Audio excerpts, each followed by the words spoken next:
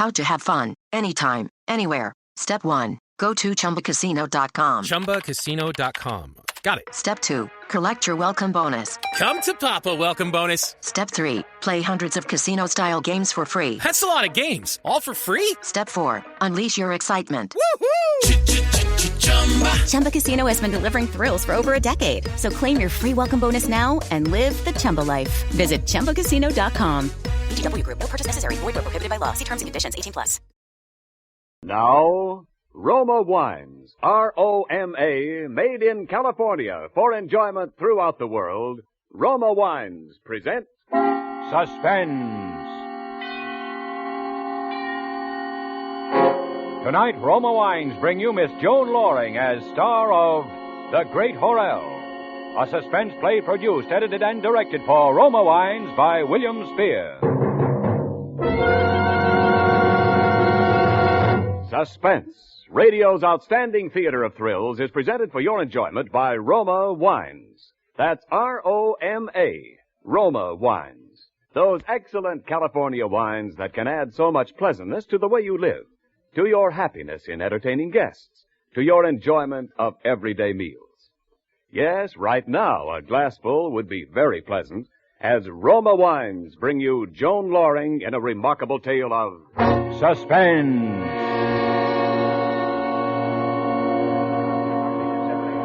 Court will come to order. Is counsel prepared to proceed? For the prosecution, we are, Your Honor. The defense? Yes, Your Honor. Very well. The district attorney may call his witnesses. Your Honor, my first witness is a document. This document, duly entered as evidence in this court and marked Exhibit A, is the diary of Alma Horrell. I should like the court's permission to read from this diary certain entries, beginning with May the 14th, which I consider to be relevant to this case. Granted.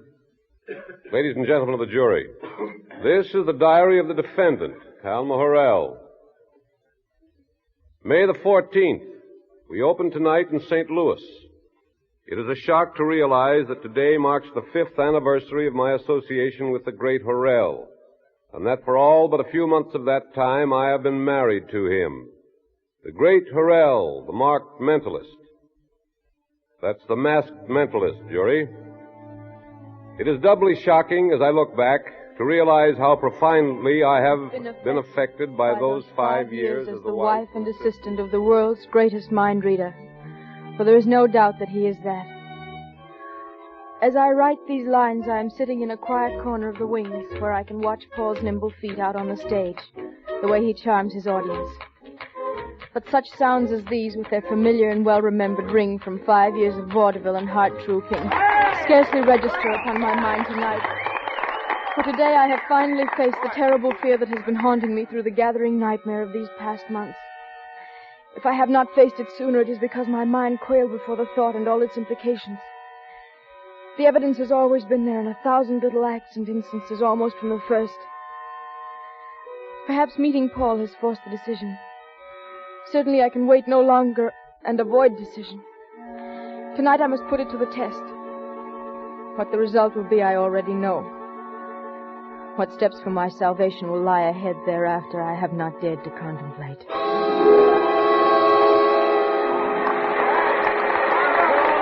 Thank you. And now, ladies and gentlemen, the final demonstration. I'll ask a member of the audience to step up here on the stage and blindfold me. You, sir, the great Horrell, thanks you. Do you have a handkerchief, sir? Yes, sir. Good. Take the handkerchief. You will fold your handkerchief and tie it over my eyes. Yes, right over the mask. That's it. Yeah. Knot it in the back of my head. Good and tight. Splendid. Now tell me, are you certain that I can see nothing through this blindfold?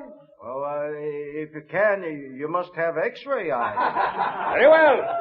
Now I shall ask my assistant to select some member of the audience who will give us some personal object, anything at all. I shall attempt to identify that object entirely by the transmission of thought waves, by reading the mind of my assistant. Are you ready, Alma? Yes, I am. Now, my assistant selected the victim. It is a gentleman. My assistant now has in her right hand. Thank you. Hold it up so the audience can see it, Alma. Yes, I'm holding it. The object appears... it's very difficult. But the object appears to be a picture. Yes, it is a picture. A picture of a middle-aged man. He has a beard. It is a picture of Abraham Lincoln on a $5 bill. Please. Now I will ask my assistant to concentrate all her faculties on the serial number of that $5 bill. Do you have the number well in mind, Alma? Yes, I have. Good. Will the gentleman take the bill back again, then, please? Does the gentleman now have the bill in his possession again? The gentleman has? Concentrate, please, Alma. No, I'm not getting it. Now, that's better. Yes, the serial number of the $5 bill the gentleman has in his hand is, B425333197D. Is that correct? That's right. I thank you.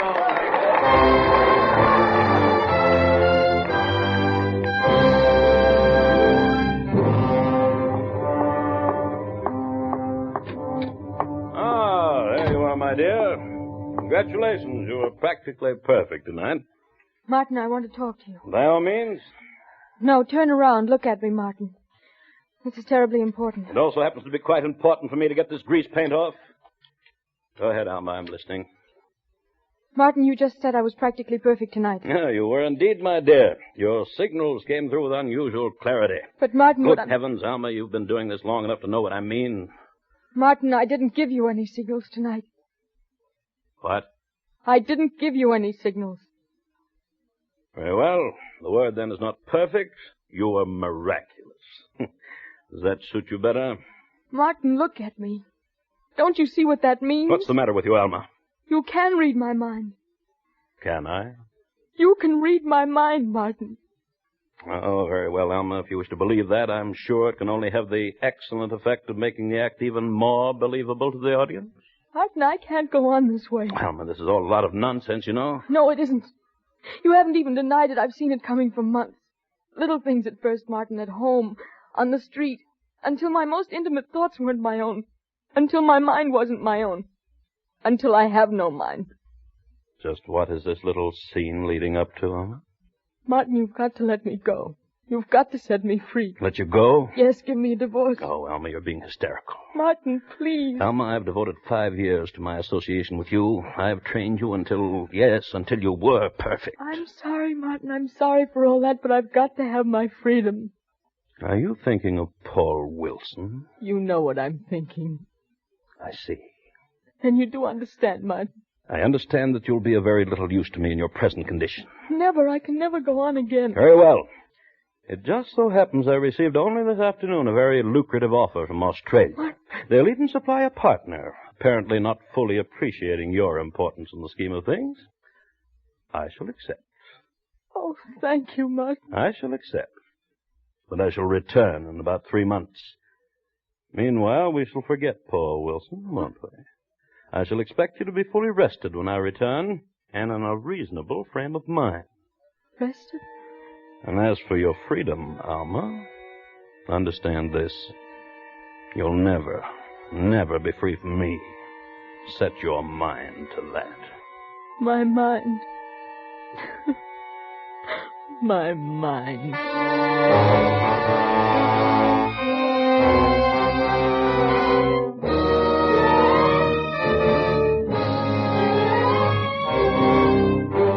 For Suspense, Roma Wines are bringing you Joan Loring in The Great Horrell, a radio play by George and Gertrude Fass. Roma Wines' presentation tonight in radio's outstanding theater of thrills, Suspense.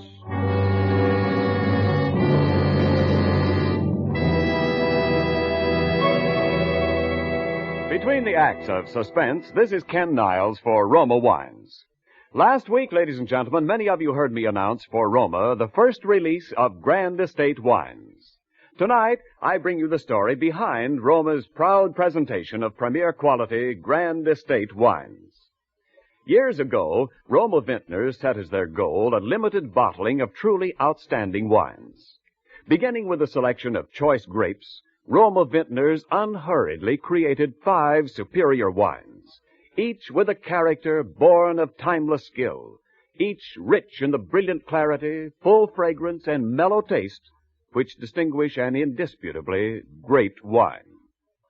Today, at last, Roma, America's greatest vintner, offers you these fine Grand Estate wines, each fully reflecting the patient perfection of Roma winemaking methods, each assuring you unvarying excellence, always. For the host to offer, for the guest to give, Grand Estate wines are a regal expression of hospitality, a flattering gesture of good taste. So choose and enjoy all 5 Grand Estate California wines: medium sherry, ruby port, golden muscatel, burgundy, and sauterne. Remember the name, Grand Estate Wines by Roma, the crowning achievement of vintner skill. And now, Roma Wines bring back to our Hollywood soundstage Joan Loring as Alma in The Great Horrell, a tale well calculated to keep you in suspense.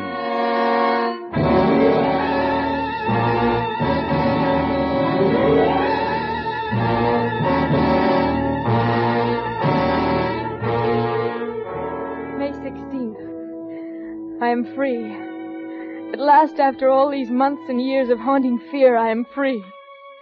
Even the terrible revelation of 2 days ago, the final certainty that my husband could read my mind, now seems almost like the fading shadow of a bad dream compared to that wonderful fact. He is leaving and I am free. What does it matter now that he says he is coming back, or even that half-veiled threat that he will never give me my freedom? I'm prepared for that. For now I shall make the decisions. For the first time in 5 long years, my mind is my own, released at last from that constant, crushing, insidious influence of his. And I will do the planning. Tomorrow, Paul and I are going to see a lawyer. For by the time Martin Horrell does come back, I will no longer be his wife. I will be Mrs. Paul Wilson.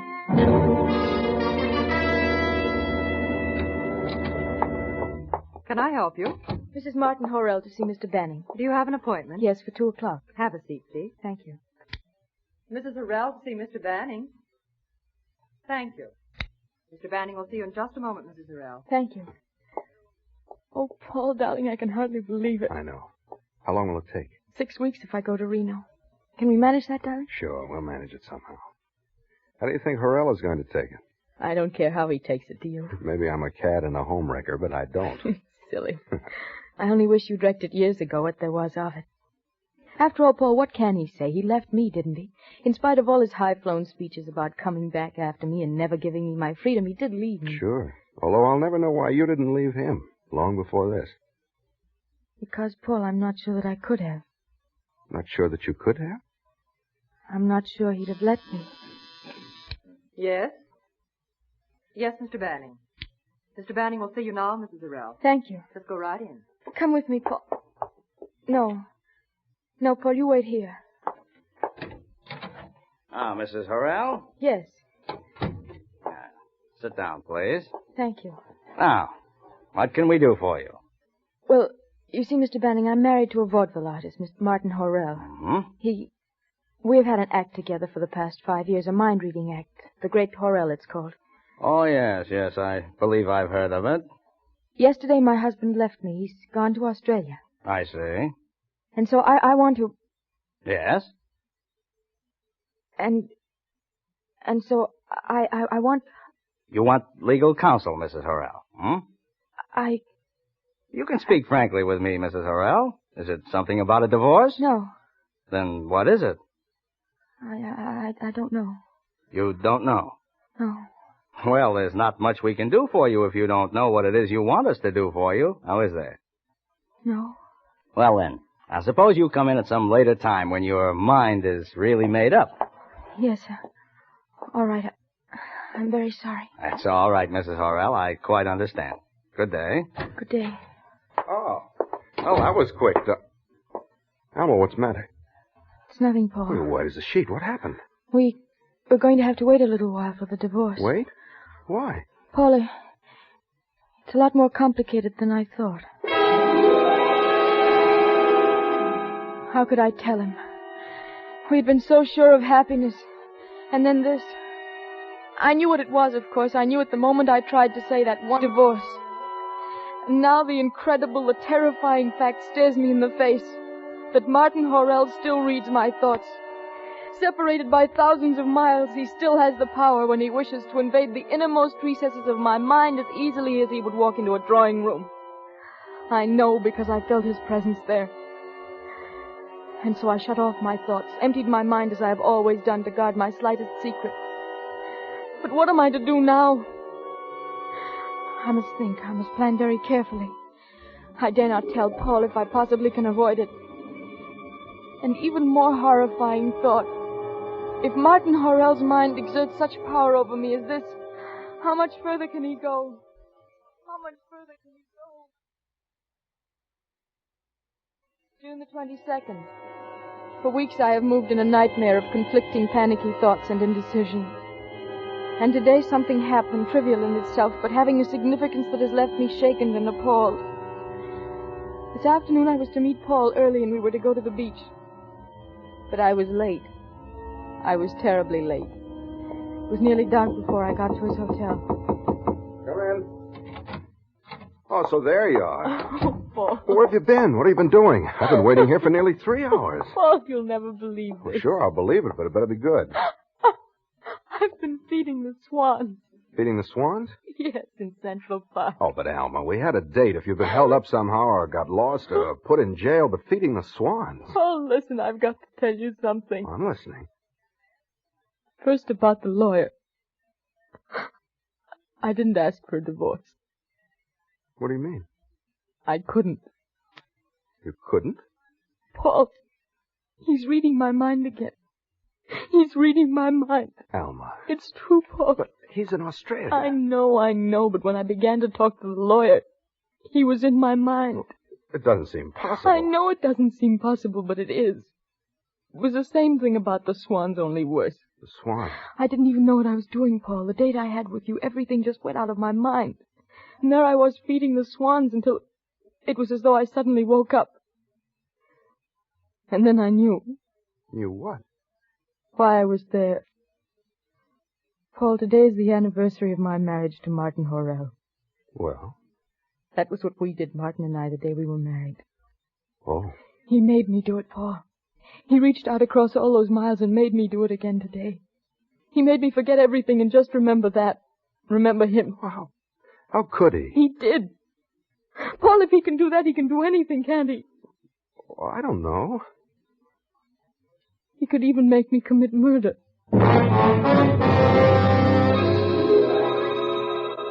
July 7th. Yesterday I bought a gun. I don't know why, but something told me that I must. And today I found my opportunity to use it. It was early in the afternoon. I was in Brooklyn. I did not know why.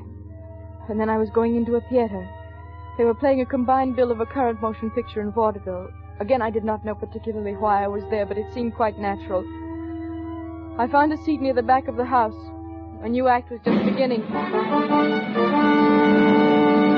Ladies and gentlemen, the masked marvel of mentalism, the great Horrell. For a moment I sat stunned, unable to believe that I was not dreaming. But it was. He seemed to have changed a little, the voice perhaps, something about his hair, but it was. And so I knew. I knew why I was there. I knew that he had drawn me there, told me to come there as surely as though he had summoned me with his voice. But I knew something else. I knew why I had bought the gun. I knew at last the terrible price I was prepared to pay to win my freedom. Pencil of a piece of paper, an official piece of paper. It is, yes, it's the gentleman's driver's license. Is that correct? Yes, that's correct. Thank you. Thank you. I knew what was coming next. I knew that out of all that audience I would be selected. I knew this was the chance he had been waiting for. But now I also knew it was the chance I had been waiting for. I was on my feet and making my way towards the aisle. My handbag was open, my fingers around the grip of the automatic. Now, ladies and gentlemen, perhaps there are some of you who believe there's some trick to this, that it's all done with mirrors. Now, before we go any further, I'm going to ask some feminine member of the audience to step up here on the stage and blindfold me. Are there any volunteers? Now, I see a young lady standing in back of the house. Will the young lady come up on the stage, please? No. Don't be bashful. Step right up. You're not afraid of me, are you? Or perhaps the young lady is afraid I'll read her mind. Perhaps she's harboring some guilty secret.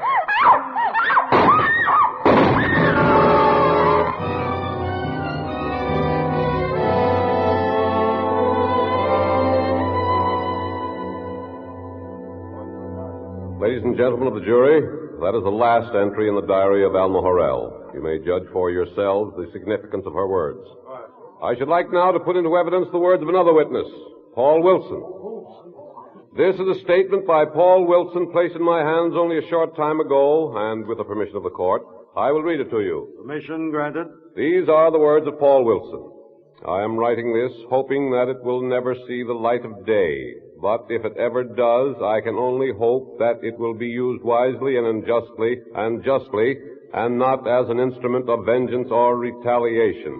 I have been in love with Alma Horrell since the first day I met her. I am still in love with her. By the greatest of good fortune, it was not too difficult to hush up the affair in the Brooklyn Theater. After she fired the second shot, someone grabbed her and they took her to the manager's office. She had the good sense to say nothing and to contact me at once.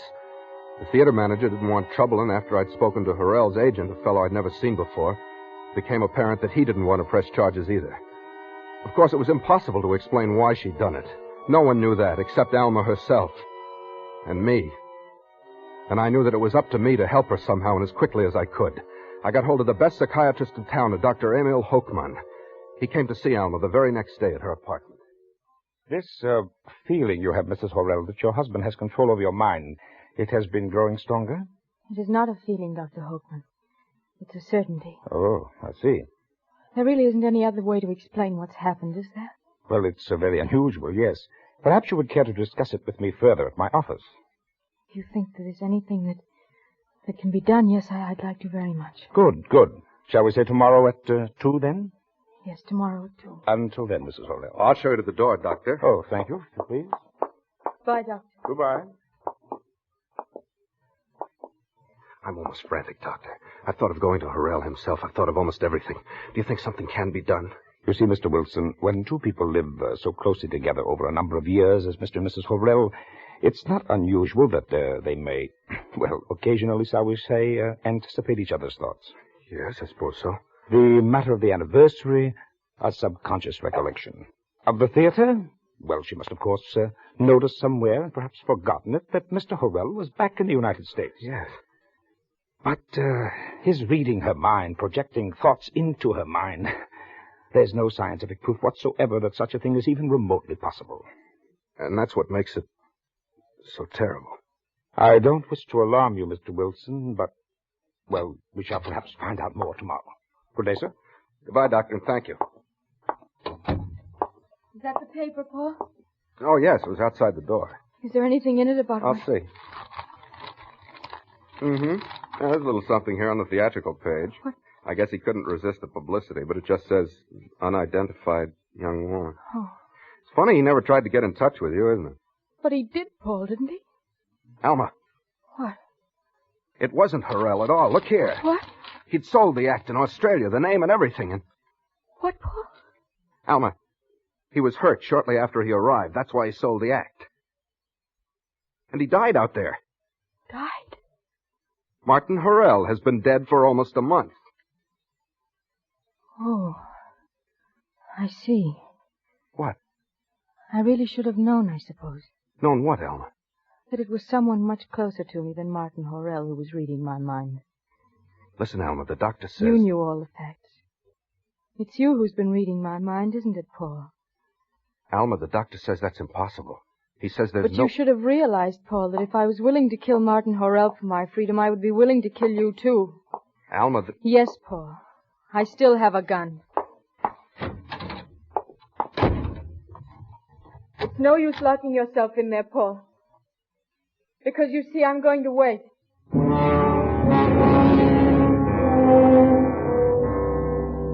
I've locked myself in. But the room in which I'm writing this is a sheer drop of 15 stories to the street. And there's no telephone. Not that it matters. I wouldn't escape even if I could. I must try to save her. Because either this is some ghastly misunderstanding, or Alma is hopelessly insane. What I have written here I shall hide somewhere in this room. I shall hide it in such a way that it can never be discovered except by the painstaking search of someone looking for evidence. Evidence of murder. And now, I'm going to unlock the door.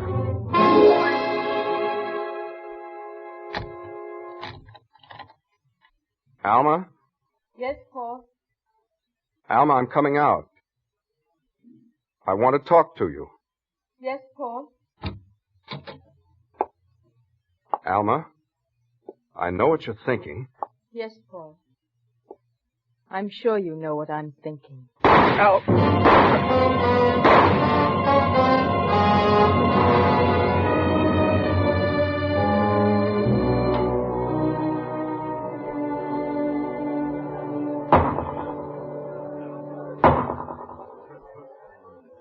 Ladies and gentlemen of the jury, have you reached the verdict? We have. How do you find the defendant? Guilty or not guilty?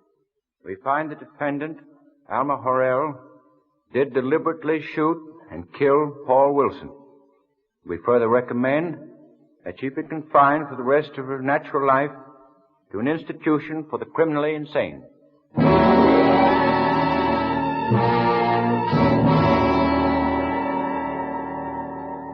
They said I was insane.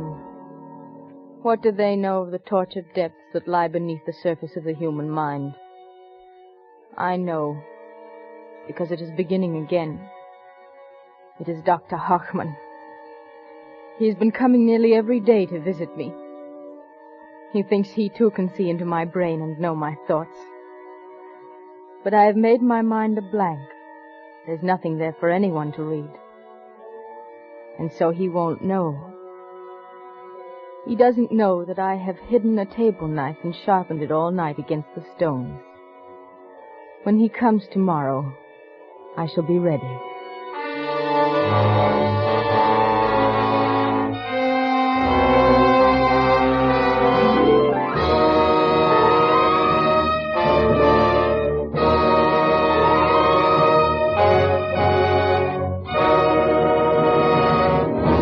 Suspense. Presented by Roma Wines. R-O-M-A. Made in California for enjoyment throughout the world. This is Ken Niles to tell you of a luxurious new experience in wine enjoyment. An experience you share with discriminating wine users everywhere when first you taste Grand Estate Wines by Roma. Yes, to bring you the ultimate in wine pleasure, Roma vintners carefully selected the finest of California grapes. Then, with infinite skill and winemaking resources unmatched in America, Roma vintners patiently guided to taste perfection these magnificent Grand Estate wines. Today, Grand Estate wines are yours to enjoy, yours to serve proudly. No matter what the occasion, the host who possesses all 5 Grand Estate California wines is sure to please all tastes at all times. For smart entertaining, delight your guests with Grand Estate Medium Sherry, Ruby Port, or Golden Muscatel. For gracious dining, serve Grand Estate Burgundy or Sauterne, each a triumph in taste luxury. So, rely on Grand Estate wines by Roma, crowning achievement of vintner skill. Joan Loring will soon be seen in the Warner Brothers production, The Verdict. Thursday, same time, Roma Wines will bring you Mr. Hume Cronin as star of Suspense, radio's outstanding theater of thrills. Produced by William Spear for the Roma Wine Company of Fresno, California.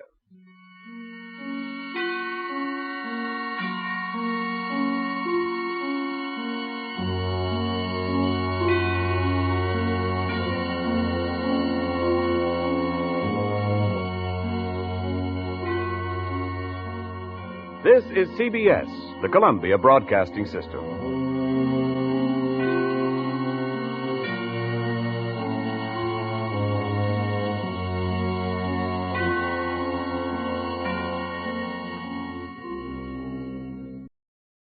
It is Ryan Seacrest here. Everybody needs some variety in life. That's what I love about Chumba Casino.